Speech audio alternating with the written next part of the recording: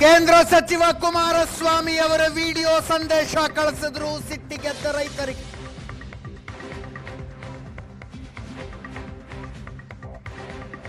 ಶಾಂತಿಯುತ ಹೋರಾಟದ ಮನವಿ ಇತ್ತು. ಅದರಲ್ಲಿ ಏಕಾಏಕಿ ಅಧಿಕಾರಿಗಳ ಸರ್ವೆ ಕಾರ್ಯಕ್ಕೆ ಬಂದಿದ್ದಾರೆ. ಇದಕ್ಕೆ ಸರ್ಕಾರದ ಚಿತಾವಣಿಯೇ ಕಾರಣ. ಪೊಲೀಸರನ್ನ ಸರ್ಕಾರ ದುರುಪಯೋಗ ಪಡಿಸಿಕೊಳ್ತಾ ಇದೆ.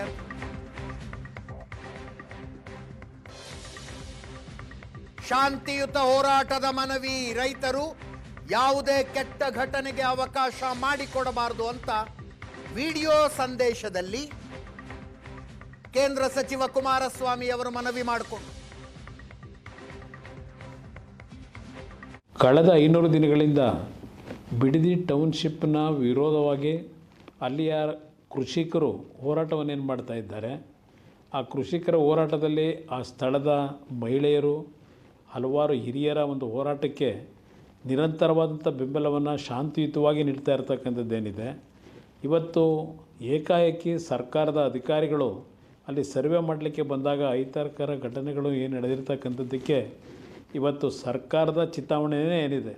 ನಮ್ಮ ರೈತ ಬಂಧುಗಳಿಗೆ, ನನ್ನ ತಾಯಂದರಿಗೆ, ರೈತ ಜೀವನವನ್ನು ನಿರ್ವಹಿಸ್ತಕ್ಕಂಥ ತಾಯಂದರಿಗೆ ಮನವಿ ಮಾಡ್ತಕ್ಕಂಥದ್ದು, ಯಾವುದೇ ಕಾರಣಕ್ಕೂ ಯಾವುದೇ ಕೆಟ್ಟ ಘಟನೆಗಳಿಗೆ ಅವಕಾಶ ಕೊಡದೆ ಇವತ್ತು ಶಾಂತಿಯುತವಂತ ನಿಮ್ಮ ಹೋರಾಟ ಏನಿದೆ ಅದನ್ನು ಮುಂದುವರಿಸಿ ಕಾನೂನಿನ ವ್ಯಾಪ್ತಿಯಲ್ಲಿ ನಿಮ್ಮ ಪರವಾದ ನ್ಯಾಯವನ್ನು ತರ್ತಕ್ಕಂಥದ್ದಕ್ಕೆ ಹೋರಾಟ ಮಾಡಲಿಕ್ಕೆ ಈಗಾಗಲೇ ಹಲವಾರು ಜನ ತಯಾರಿರ್ತಕ್ಕಂಥದ್ದೇನಿದೆ. ಆ ಹಿನ್ನೆಲೆಯಲ್ಲಿ ನಿಮ್ಮ ಹೋರಾಟದಲ್ಲಿ ಯಾವುದೇ ರೀತಿಯ ಸರ್ಕಾರದ ದೌರ್ಜನ್ಯ ದುರ್ಬಳಕೆಗೆ ನಿಮ್ಮ ಶಾಂತಿಯುತ ಹೋರಾಟಕ್ಕೆ ಯಾವುದೇ ರೀತಿಯ ವಿರೋಧ ಆಗಬಹುದು ಅಂತಕ್ಕಂಥದ್ದು ನಾನು ಹೇಳಲಿಕ್ಕೆ ಬಯಸ್ತೀನಿ. ನಾನು ಈ ಸಂದರ್ಭದಲ್ಲಿ ಪೊಲೀಸ್ ಇಲಾಖೆ ಅಧಿಕಾರಿಗಳಿಗೆ ಒಂದು ಎಚ್ಚರಿಕೆಯನ್ನು ಕೊಡ್ತಾ ಇದ್ದೇನೆ. ತಾವು ಶಾಂತಿಯುತವಾಗಿ ಹೋರಾಟ ಮಾಡ್ತಾ ಇರತಕ್ಕಂಥ ಒಂದು ರೈತರ ಹೋರಾಟಕ್ಕೆ ಇವತ್ತು ಸರ್ಕಾರ ಅವರ ವಿರುದ್ಧ ದೌರ್ಜನ್ಯವನ್ನು ಎಸಗತಕ್ಕಂಥದ್ದು, ತಮ್ಮಗಳನ್ನು ದುರುಪಯೋಗ ಪಡಿಸ್ಕೊಳ್ತಕ್ಕಂಥದ್ದೇನಿದೆ.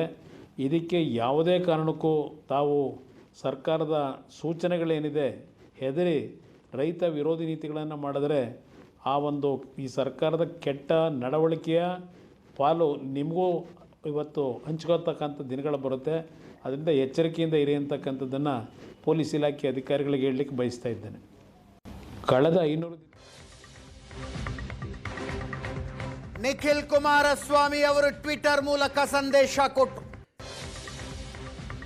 ಸರ್ವೆಯನ್ನ ಖಂಡಿಸಿದರು. ರೈತರ ಭಾವನೆಗಳನ್ನು ಅರ್ಥ ಮಾಡಿಕೊಳ್ಳುವಲ್ಲಿ ಸರ್ಕಾರ ವಿಫಲವಾಗಿದೆ ಅಂದರು.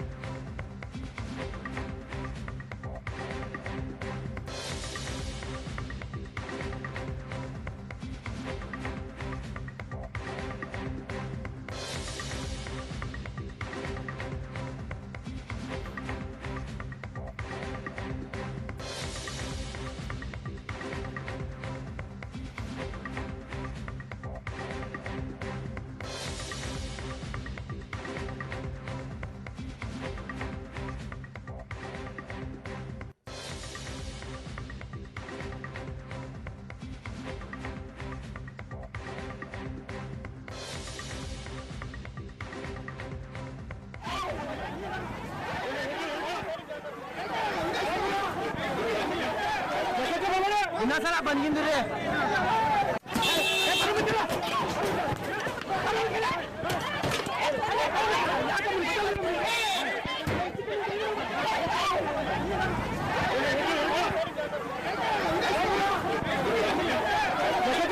ಇನ್ನೊಂದ್ಸಲ ಬಂದ್ಗಿಂದ್ರಿ